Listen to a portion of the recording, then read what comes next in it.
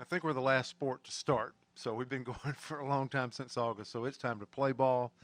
I'm excited to get this season started with our players, coaches, fans, the whole 9 yards. So, Coach Prothrow, Eastern Kentucky, been preparing for them this week and thinking about those guys coming down. But looking forward to getting to host them, but get our season started with a great 3-game series at home. Butch, Carson Myers on the back end of this rotation you guys announced yesterday. Just what have you seen out of him that makes you guys want to put him at the end of that rotation to start this weekend? Simple energy. He's had good tempo. We've right or wrong, probably wrong. I've even had to temper him. He's had good emotion going, but you know what it does is it gets guys behind him wanting to play. The center fielder, the infielders, catcher catching. He's kind of earned that right of that energy guy. And I always think about game 3 after you've played 2 games and you're coming out for a third game. I always thought Sundays or game 3s were about toughness and trying to keep your mind going into a third day, and you kind of want somebody to bring that energy that's fresh.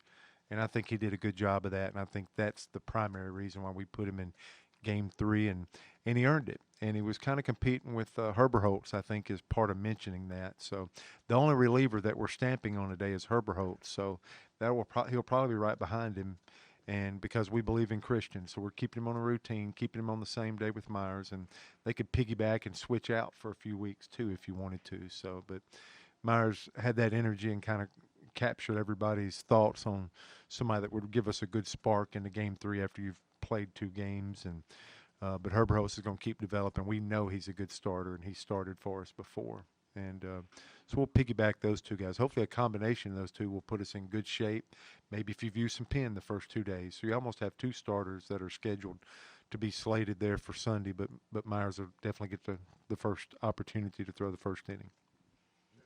Butch, last year you kind of had those situations that were kind of set up with Tanner going behind certain guys.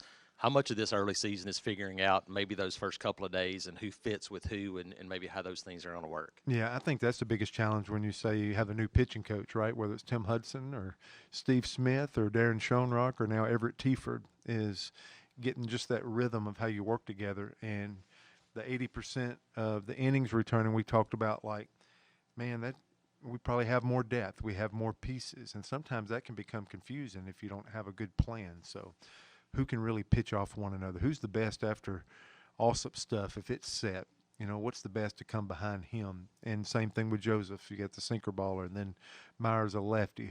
What plays the best? What are the best combinations? Not just, the best pitchers, but who plays best off of one another? Do we have that figured out? We'll definitely go out with a plan to start this season, this weekend, but yeah, I think you'll see some changes there.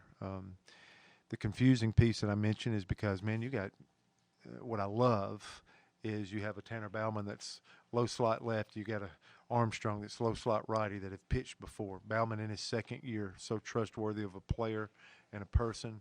Armstrong has pitched for us a ton. And then you got some power righties. I can't wait to see Cannon back in that spot. And also Cam Tilley. So you feel like you got 4 guys, and then you got the long guys like a Crotchfelt that had started this time last year, is a lefty out of the pen. So all these pieces plus many more, I think we'll get to see them. Our health has been great. I give Tiefert some credit for that. He's got to figure out some strategies. Instead of leading 100 minor leaguers through every level, he's got to get into the minutia of one team, one pitching staff, and how can I coach a pitching staff to be competitive and get the result that you want at the end of the game. So he's done a great job with our health. So everybody's ready. It gives us a lot of options, but now I'm like, how do we get down and what options are we going to use this first weekend? That was some of our conversation today, because ultimately we'll have to see, like, what I'm still waiting to see, can this rotation, whether, it's the 4 guys that we've mentioned, or can they be competitive against what you would think is the top third of our league? Can that be a rotation that matches one of our best pitching staffs in our league? And we'll probably have to wait a little bit, but this will give us a glimpse if we feel like we can front end and pitch up front to match our league. But I do feel good about our depth. I think I'm real interested on who we bring in when and how we use people this first weekend. I guess on that health point, you mentioned Joseph just a bit there. He's in that Saturday slot. I guess where do you feel like he's at, kind of entering the first weekend of the season? Maybe what do you want to see from him in his first start back? Yeah, Joseph will be great.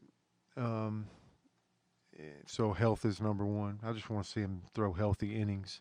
Number two, it has been since opening day last year since he's pitched a real game. You can simulate. You can play outside competition. You can squad till the cows come home. I still think there's different when there's a real game and a real uniform playing. It's gotten better each of his outings this preseason, I guess, but I don't think he's midseason form. I don't think the sinker's quite where we want it to be, set, being able to move the ball to both halves of the plate. He's got a four-seamer that's been going pretty good. The slider, I still don't think's down out of the hand or as sharp or following a path when stuff's really set. So some patience probably what I would temper our fans and people watching that's not with us every day is I think he'll keep getting better. Joseph is a diesel engine. Joseph's a guy that you might not get the full output, but you can get later in the game and get more velo and more things out of him. So I think we'll see that in our starts. Like, I think he'll be good in a month. I hope he's good Saturday, but he's worth the risk and investment because we know what he can be, and I think our best team has him being a part of our rotation and right in the middle of it. But I do not think he's in midseason form, just to give a disclaimer that I think he's healthy. He's got a great look in his eyes. Body's changed into best shape. He turned down an opportunity to go to pro ball, so I think he's got a chip on his shoulder. I think he's really wanting to get back on the mound. But I think he's got to pitch some and lay some tracks in real competition before he can get as sharp as he was before. So I think he's got a little work to do there. And hopefully he's ahead of my estimation going into Saturday. But I do want to give that disclaimer because I feel like it's going to take him a couple of games to get back to where he was at. And then I think he's been so resilient and healthy with his sides that I think there's another gear that we haven't seen out of him. But I think that'll be a little bit more down the road.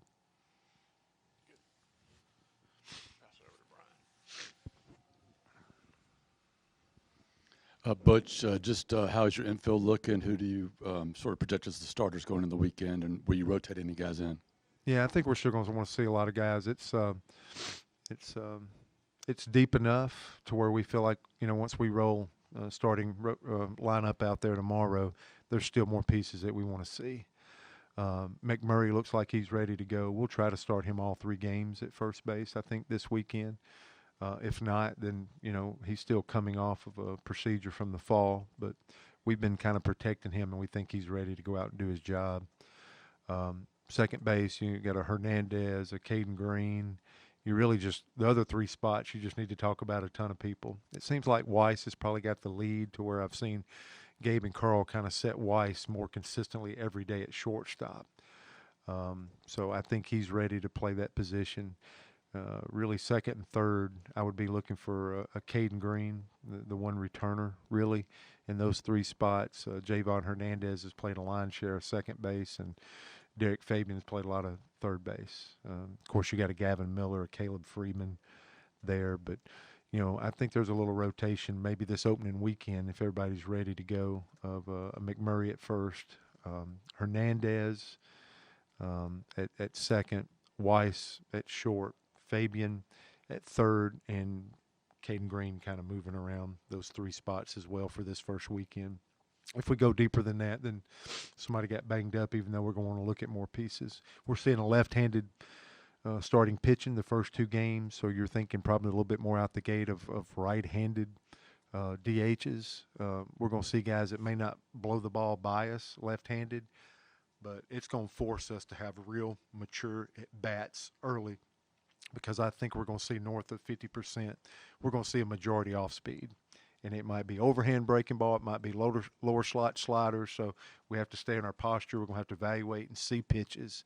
I think that's the challenge that these 2 starters for Eastern Kentucky will present for us. So probably right-handed DH, and it might be a different DH every day. That's how many guys we want to get in there. So Freeman, Miller, if they start the righty on Sunday, then Christian Hall has gotten a lot of at-bats and had good at-bats.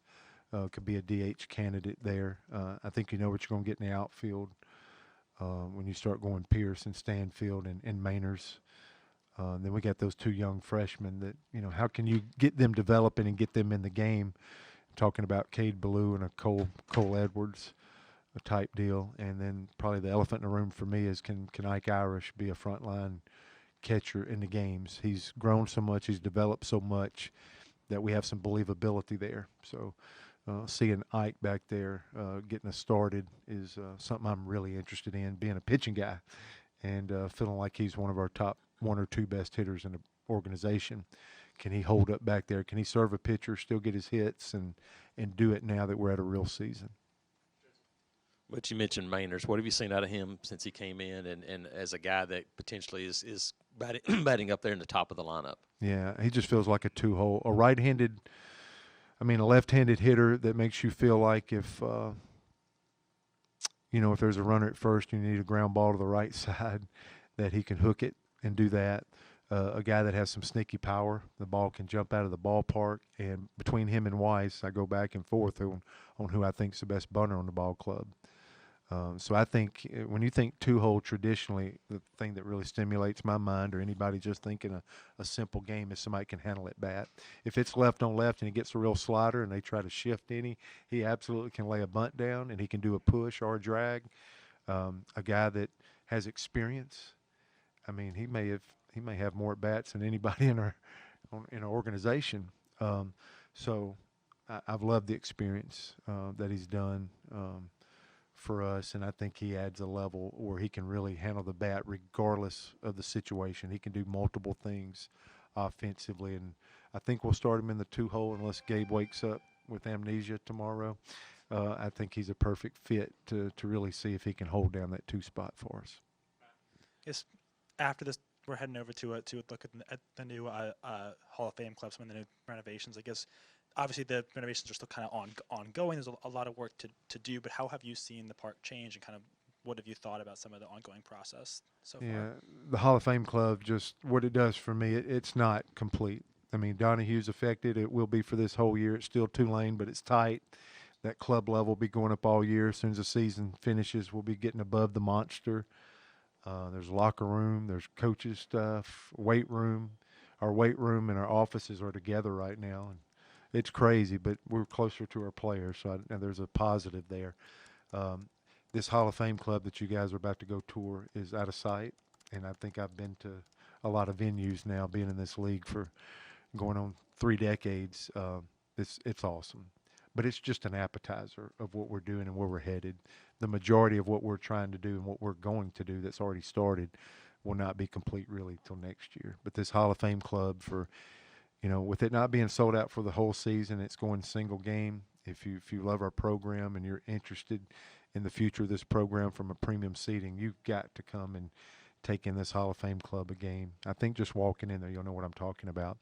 But I'm telling you, it's so positive that it's just an appetizer. And I wish we could give more. We're doing some stuff for our students in right center field, so we got them. I brought the wall back in, or I did. These awesome people closed the wall back up, but we've elevated our students into 2 rows. We got them close to the visitors' bullpen, like it's everywhere else in our league. So we continue to tip our hat and let our students know how powerful they are. I think we can see how powerful they are for basketball and football and a lot of our other sports.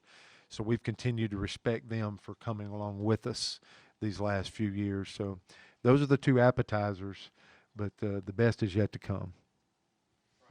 Yeah, you mentioned Caleb Freeman as a possible DH, not a guy I've heard a whole lot of. What does he sort of bring to the table, and how does he sort of fit in his first season?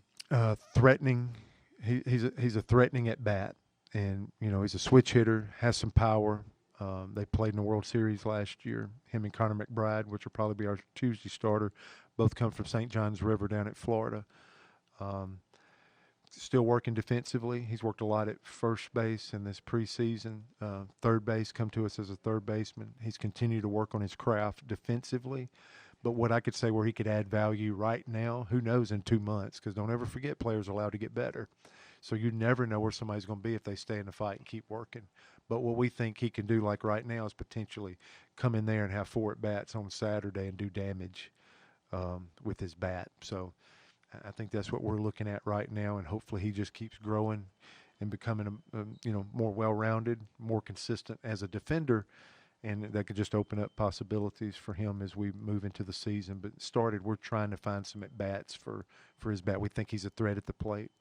Coach Tiefert, as a pitching coach, our pitchers, they're just like, man, if you make a mistake with him, because most home runs, most extra base hits are thrown, that he has a chance to have a bat that can do some damage. I just wanted to ask about Chase Alsop getting the Friday start. Have you seen him progress much or a lot or a little from last season?